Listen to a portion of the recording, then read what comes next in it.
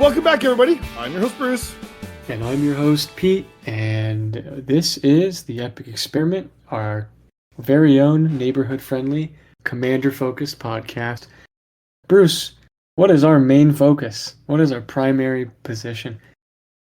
Well, we are a commander-focused podcast, and we like to go through and look for maybe underappreciated gems to put in your deck, maybe some cards that have been overlooked in the past. Sometimes we talk about cards that may be a little bit overrated, that you might want to consider taking out of your deck, because just because they're good in some formats doesn't make them good in Commander.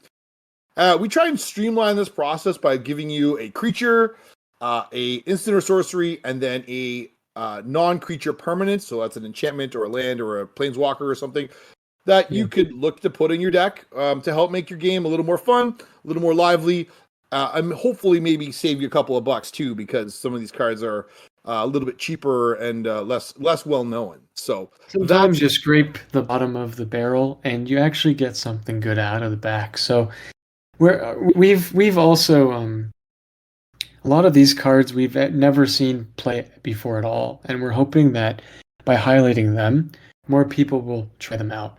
Because Commander was, always meant to be an expressive format.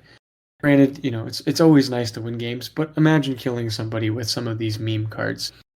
So, without further ado, Bruce, do you want to start us off? You got something that I would probably like to try? Okay, yes. Let's see it. So this is a card that I've had Rakdos on the brain now for a while. I'm not going to lie, Pete. I've had Build Mahadi. Well, it's not really, but it's become something that's like on the brain. Like a secret love, yeah. Yeah, kind of. So I've got Frenzied Gorespawn. 3 black red. It's a creature horror, and it's a 4/4. And it says, when this creature enters, for each opponent, go to target creature that player controls. And then it has further text. Whenever one or more creatures attack one of your opponents, those creatures gain menace until end of turn. Oh, Pete, what do you think? Am I digging too deep here? Am I right in line with what Rakdos should be doing in 2025? We've talked about Goad pretty extensively in the last how many months, because it's just one of those keywords where it was designed to just kind of speed the game up, but at the end of the day in Commander, it really doesn't impact the game that much. No. But with the new blocking rules, Menace and Goad have become a little bit more spicy.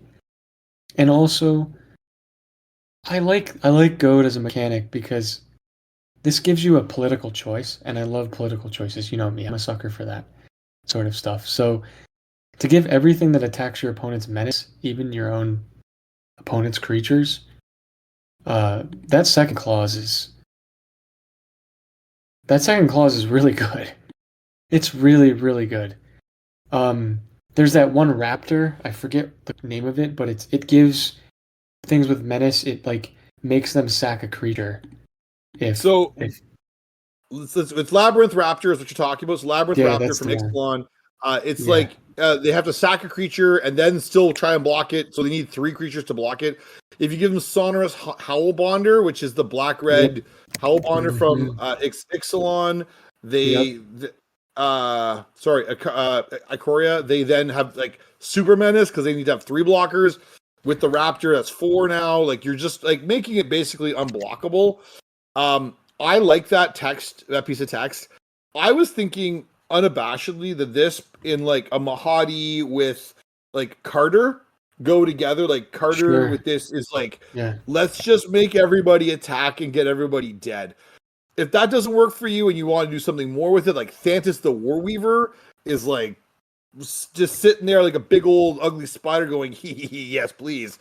So there's a whole bunch of spots where this kind of plays as a nice complementary piece that I was like, this thing looks hot.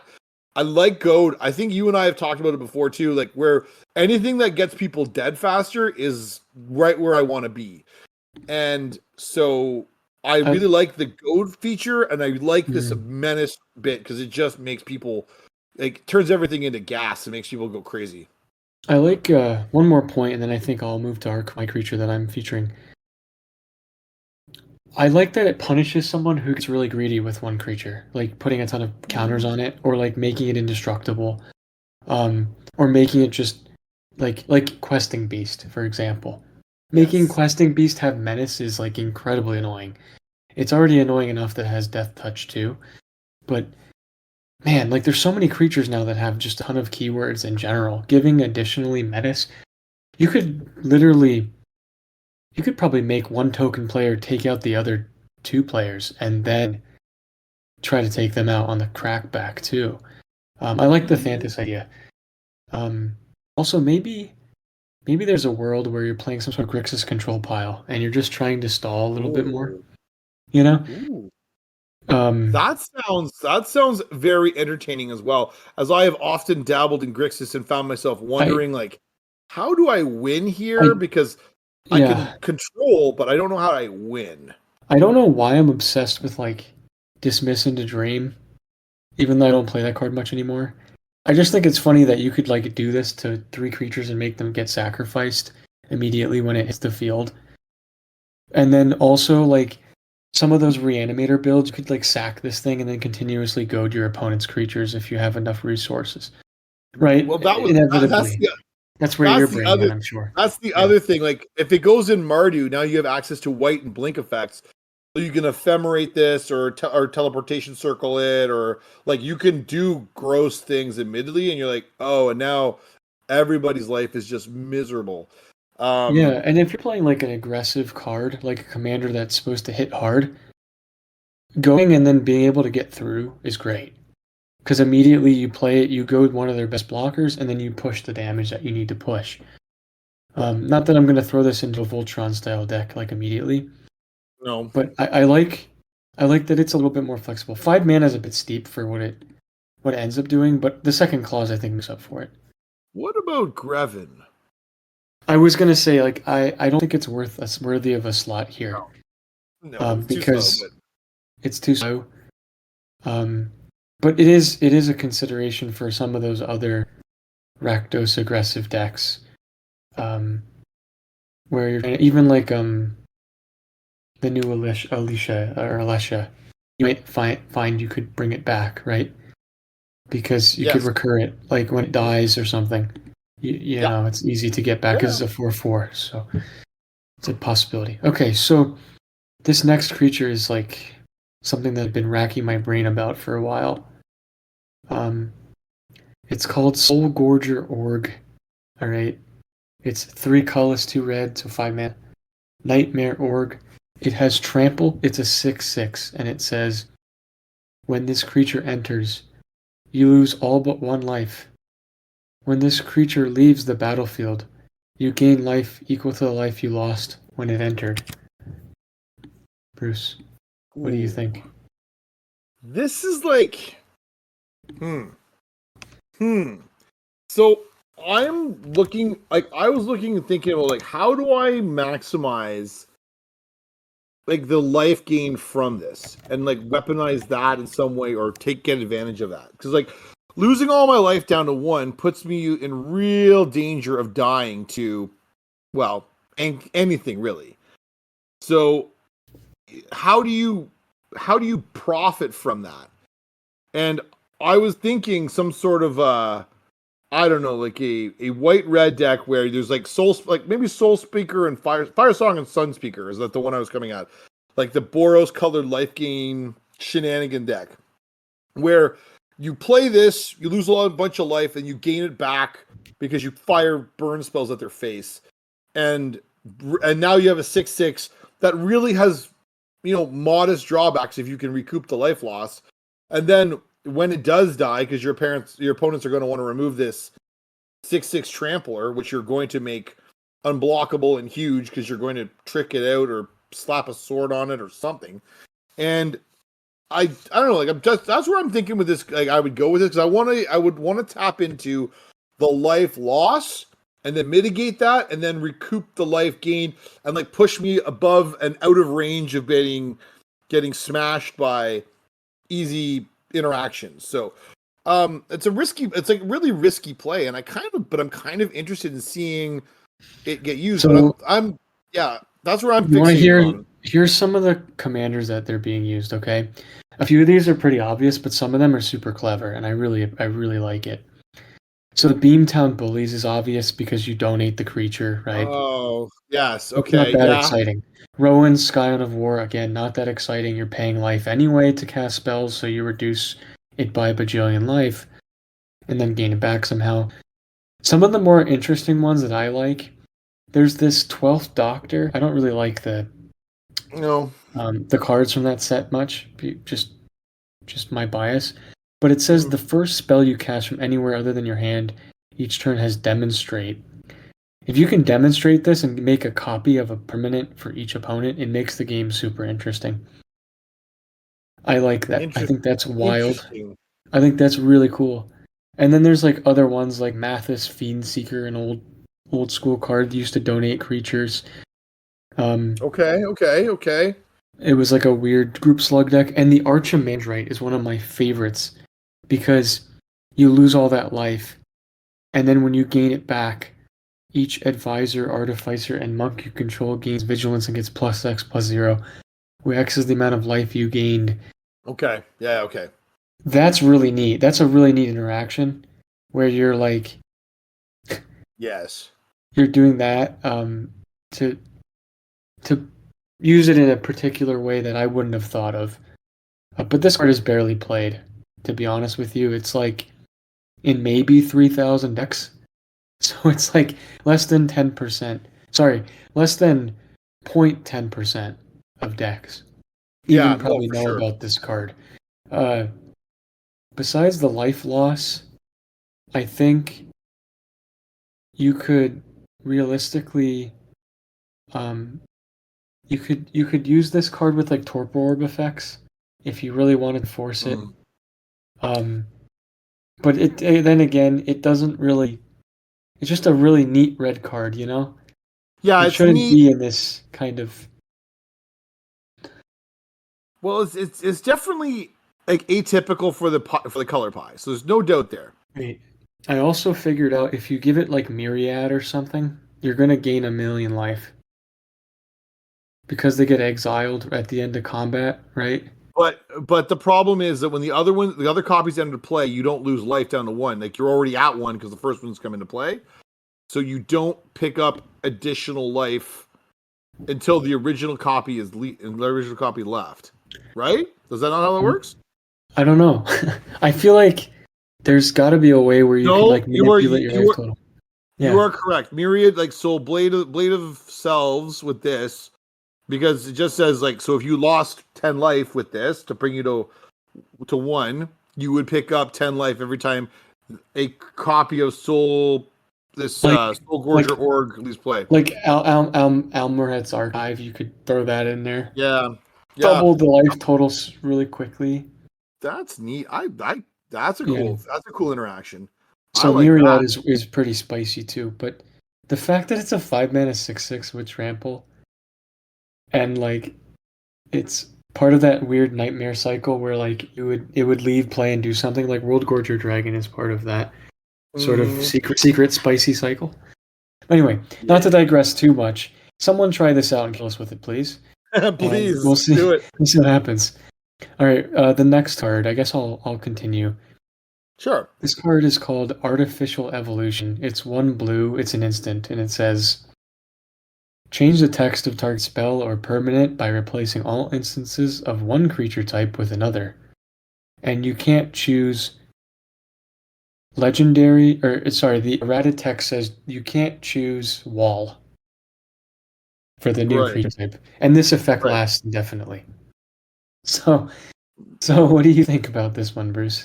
So okay, so this reminds me very much of a series like, so Magical Hack was a card from Revised, like the earliest versions of the game, that changed land types on a card. So if you change, you would Magical Hack your Lord of Atlantis, instead of saying Island Walk, you would give it Forest Walk, and so your Merfolk then could gallop across the forest and smash your opponents. I never really liked the effect. I'm not gonna lie. Changing text boxes was never really something that I liked, and I think from a templating standpoint is really confusing in Magic. So I moved away from it when I was a kid, and I still not huge on it now. But I do recognize that there are some people out here, particularly with the new Deadpool deck, where you legitimately have your text box swapped. I know some people are really into it. I don't really like the effect. Now, is this cool? The fact that you could make something be a different card type. So let's say you want to have your elf be a dragon because you need a dragon in play for some effect. You could do that. But I am not a huge fan of this particular effect because it feels like if this said turn all my creature types, like I could totally swap creature types from one to another, all my elves into merfolk, for instance, then I'd be interested. Like, I'd like that. I'm like, oh, I'm sure it wouldn't be 1 blue mana, but to change one creature into one other type of creature, to me feels like it's a card slot in my deck that I've dedicated for something that unless I have a really concrete plan of what I'm going to do with it, I'm not envisioning what I would do with this card. So I don't love it. I would probably avoid this sort of effect in most of my decks. Targeting is so strange. Like when you're choosing targets, when you're going through the stack to figure out like how this card would interact with those specific kill spells that are restricted. Like the obvious one would be the dragon board wipe. The one that destroys all dragons or all non-dragons, whatever it is. Crux of Fate. Crux of Fate, right? Like how would that interact with this? Because it says spell or permanent. Yeah. I guess I saw like the sliver queen, was it? The one that like you can gain control of a sliver for 3 mana. So I guess someone could be cute and like steal your commander or something. Yeah. But yeah, it's not exciting. I just think this card is so odd. Because it is odd. Now, I'm looking at the EDH rec page and sort of commanders. Have you seen what the sort of commanders are in play? Yeah, I'm on there. Yeah, it's like so. Like a lot of them are playing on the Malcolm Keen-Eye Navigator. So like you turning something into a pirate, so you can go and get the pirate triggers off Malcolm, which is, I mean, because that's what they're doing in every instance. So, like that's why Malcolm gets played with this. Orvar is interesting. I kind of like Orvar. Orvar has very clearly you're all in on the doing something goofy with creatures here and making copies of stuff. That to me's got some measure of appeal, although I don't like Orvar either particularly. I don't know why you'd ever play Bill Fernie other than to make more horses, and I think that sounds ridiculous. So I don't love I don't love a lot of this, to be perfectly blunt, and I could go put it in my Ruka Rumel deck, I guess, because I have one of those, and you should play Image Crafter instead. It's just you tap it. It's a wizard, and you tap it, and you get to change the creature type similar to this spell. Yeah. So until end of turn. Yeah, I don't know. It's just jank. It is definitely jank. Like it is janky. I have seen few cards in this world that are that are as janky as this particular inclusion. And like that's cool. Like if you're like looking to have a night where you play Bizarro cards, this is going to meet the bill. You could also like screw someone who's playing some sort of typal deck where they have cards that get buffed from like a particular creature type doing something like entering the battlefield or dealing combat damage.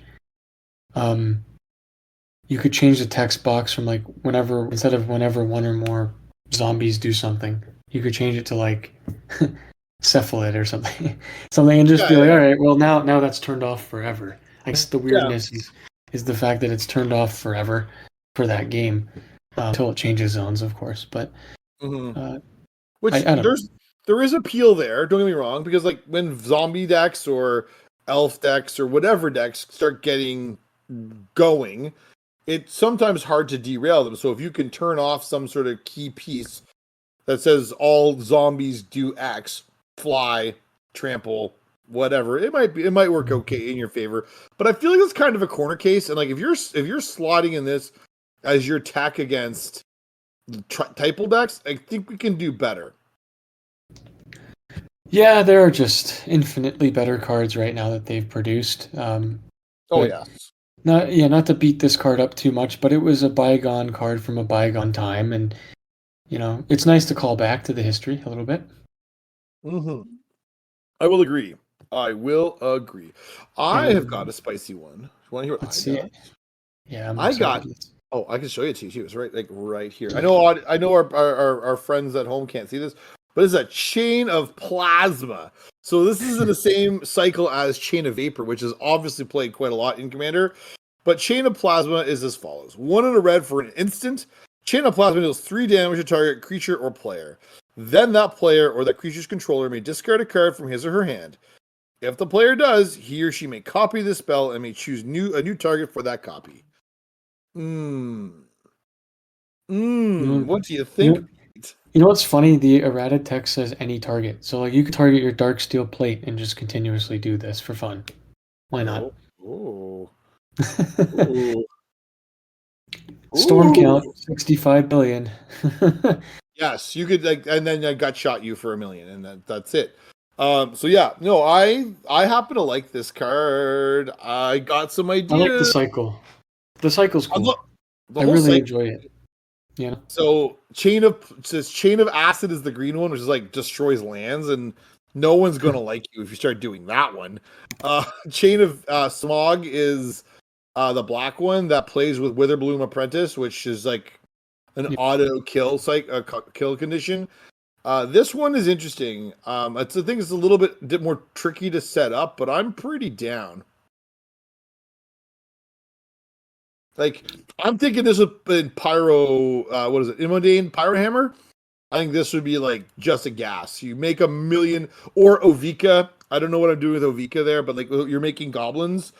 I want to point this at goblins and blow up goblins and do something when every time a goblin dies. I don't know what I'm doing with it yet, but that's what I want to do. I want to make $1 million goblins and then blow the goblins up, and then I'm thinking like when I discard cards, the Riel like sees me discard cards, and once I fill my hand back up, I don't know. That's what it's the wheels are turning and it's all insanity, I'm pretty sure. I really like this with like Enrage. Like, Oh, it'd be so I know. dumb with like Polyraptor. I hate that we have to go there. Oh, But yeah, that one's but dumb. but but enrage effects are neat, and I think if your creature can survive, like if it's indestructible or like you prevent the damage but you're still targeting it somehow. I don't know. Yes. It's targeting is so weird. Well, Targeting things is so weird. well, the fact that like I kind of like it with the Raptor, Polyraptor, because you can control when it stops. So you can Right. like keep doing it, and then you're like, no, I'm done. I'm not done. I'm not going to zap Polyraptor anymore. And I have $1 million Polyraptors. As opposed to other effects whereby the loop can't stop and you just die or like draw the game out, which is not cool. So I like this. If you're going to do Polyraptor things, this might be the better option than the other one. The only drawback is you then pitch your whole hand to make $1 million Polyraptors, but the rhythm of the wild on my table doesn't really care, and I want to win the game. You could also just kill the table too with like Brash Taunter, or like Stuffy Doll, or targeting it. Yeah. I was thinking about like Karanos God of Storms, and you're just playing like a storm deck, and you're just targeting it because it won't die to the damage it takes, and you just continuously loop it and then burn out the table. I like that. Yeah, As an idea. yeah. Um, There's lots yeah. of neat things to do. I'm probably going to try and do something goofy with this. I'm not entirely sure what direction I want to go. Is it Imodane? Is it I like the idea of like with an Imodane and a Stuffy Doll or a Brash Taunter effect, and then just do that to the table die. Cool. All right, you got to pull it out then when we play. Okay. Sure, man. You got it. All right. And then you've got a card that is blowing up standard right now. So, would you like to share with the class? Yes, I do. So this is Cori-Steel Cutter. It's 1 in a red for an artifact. Equipped creature gets +1/+1, and it's trample and haste, and it has flurry. Whenever you cast your second spell each turn, create a 1/1 white monk creature token with prowess. You may attach this equipment to it, and it's got equipped for 1 and a red. Pete, what is this? Is this a commander card for us, or is this really something that's a constructed plant, like 60 card plant? So I've seen this card in action in Standard. It's really busted. I've seen this in Draft. Very busted. It runs people over really quickly. It's hard to snowball out of it. Mm-hmm. Once it gets going, basically, it's hard to stop. Commander, I think the only applicability with this for most decks, okay, this is just my caveat. Mm-hmm. Trample and haste for 2 mana is really good. Mm-hmm. +1/+1 trample haste, fantastic. That rate is ridiculous. The fact that you can free equip, I guess they've had a lot of these sorts of effects over the years with equipment, where you can it enters with a token. The whole for Mirrodin, keyword that they made in where a 2/2 rebel and it would attach to it. Again, trample and haste I think are not something to be scoffed at. Do I think this card is an auto include in every red Boros equipment deck? Not necessarily, especially for the price. It's $15 on average right now. You could easily play something else that's a bit cheaper in price and easier to cast. But well, that was where I was going with this. My view on this is that at $15, we can if this were $3, it'd be a very different conversation. This is would be a very reasonable budget include. I'd put it in decks because it'd be at that price point. I'm like, okay, I'm prepared to put $3 into my. At $15, I would rather at this point cash out on the hype, let people at 60 card formats play the bejeebus out of this card, and then in 2 years' time, when they're done playing it and it's now fallen out of favor in Standard, I'll pick them up at. I mean, it'll never be $3. It'll be let's say it's $6, but in the meantime, I've had a chance to take advantage of the whatever money I brought in or whatever I traded for it or whatever I've used, and then made that in my deck. And then because the effect is good. There's no argument here. I'm not saying that there isn't such things as storm decks in Commander or that you're not going to be able to trigger that flurry effect regularly. You're absolutely going to be able to do. Monastery Mentor, which is very similar in effect, gets played heavily. That's a thing. However, Monastery Mentor is far more powerful in a one-on-one format like Legacy, where you only have one opponent to kill. In a format where you have 120 life points to take off your opponents, this sort of effect tends not to hold up as well as people might like. Sure, I'm going to lose to this card, Pete. I am sure I'm going to lose. It's for speed's sake. I'm thinking of my old Akiri list where I would just play cheap equipment, equip as quickly as possible, and get card advantage, right? Yep. I wasn't necessarily trying to hit you for 1 million damage, but I was chipping away so I draw into the big and bad equipment or the win con. But even then, at this rate, I don't even think I would play this card right now. I guess if you're playing a deck that cares about trample, that needs something to be able to be pushed through, I think this is incredibly reasonable to play. Yeah, but for sure, it's a very. But I don't think card. I think its price range will go down once the hype dies out. Oh, agreed. Because right now it's at the height of Standard, so it's $15 because people are playing it right now a lot. Yeah. But in terms of its overall value, time will tell. And time will tell.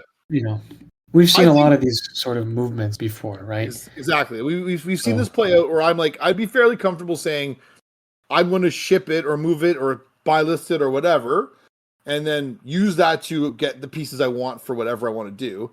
And then in 2 years' time, when I'm still looking for it for my deck, then I pick up a copy at $5 and make good on it then. That's what I want people to hear from me is not anyone here to say, I don't think it's a good card, because I think it's a very good card. Yeah. But it's not universally applicable the way that people would portray it. Because I think in Commander, we play a lot fewer instances of sorceries unless you're playing at the very highest power levels. If you're playing a bracket 3 deck, you're probably not playing a lot of ways to trigger this multiple times. So I would, just caution you there. If you have it and you really want to play it, by all means, put it in your list. I mean, go nuts. But if you were to go and say, I'm going to buy this, or I'm going to sell it, I don't think you're crazy, even in the slightest.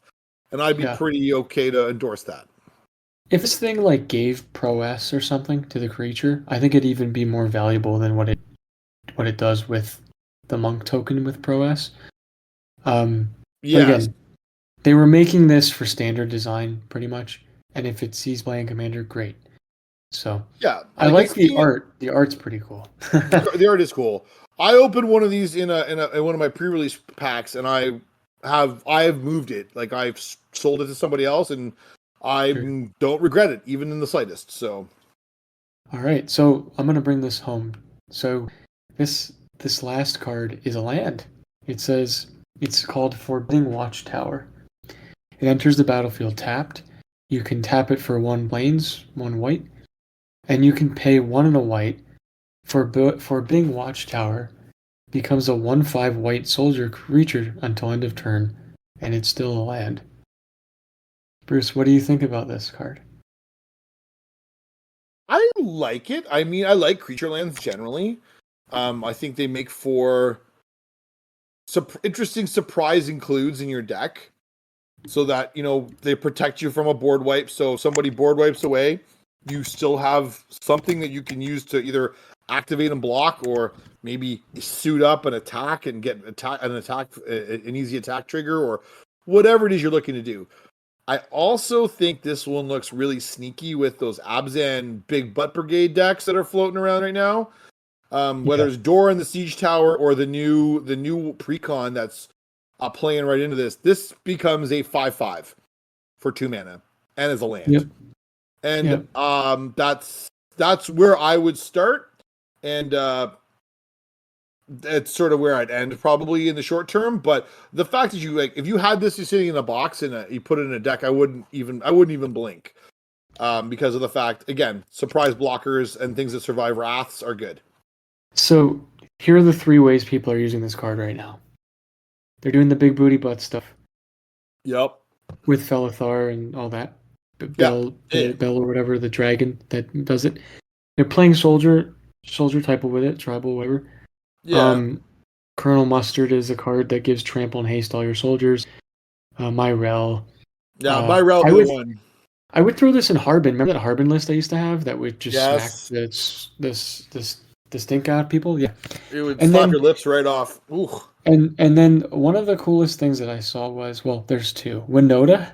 Like using it as a Winota trigger is really cool. Oh, that's fun. And then the other one that I found was Child of Alara. Just playing all creature lands and then blowing up Child of Alara. So then all your creature lands survive, right? Similar to what you said earlier, where it survives a wrath. There we go. That's also, how you maximize. Also, soldiers are just... I've always liked soldiers as a type. I think it's really cool. So it's like it plays into that like thematically. So if you want to make a super thematic deck, you can knock yourself out by getting a 40-cent copy of this card from Urza's Legacy. Yeah, no, for sure. That's a sweet include. I like that. That's fun. All right. I have never seen that. I've never seen that. Have you seen that land in play? I have never seen it. I have it. That's why I featured it. I picked it up in a bulk box somewhere because I love rooting through the bulk boxes that stores usually throw out, and every so often you find some weird stuff in there. So yeah, it's fun. But all I know is that we'll be featuring more spicy cards as we move forward. And Bruce, I guess that's it for this week. I guess it is. That sounds like a good time to wrap it up. So, thanks very much, everybody. Thanks for checking in. Yeah, I guess that's it. Have fun. Talk to you soon. Bye, everybody. Take care. Play lots of Magic, and see you next week.